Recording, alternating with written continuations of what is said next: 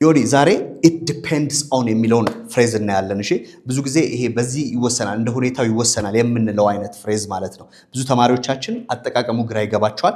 እኔ በአማርኛ ልላለሁ አንተ በእንግሊዘኛ እየነገርከኝ አንድ 5-6 ኤግዛምፕል ሰተናቸው ከዛ አሳይመንት ይኖራቸዋል ማለት ነው ኮሜንት ሴክሽን ላይ።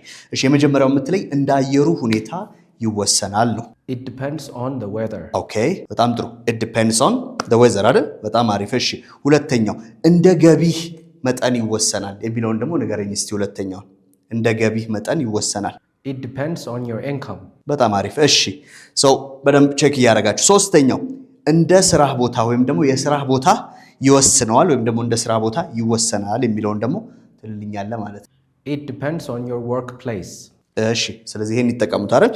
አራተኛው እንደ ፈተና ውጤትህ ወይም ደግሞ እንደ ፈተና ውጤታችሁ ይወሰናል። እንደ ፈተና ውጤትህ ይወሰናልም ሊሆን ይችላል። ይሄ አራተኛው ነው። አሁን የምትጠቀሙት ምንድነው? It depends on. It depends on your exam results. እንግዲህ እየሰማችሁ አምስተኛው ላይ እንደ ሰውነት ክብደትህ ይወሰናል ወይም ደግሞ እንደ ውፍረትህ ምናምን ይወሰናል ሊሆን ይችላል።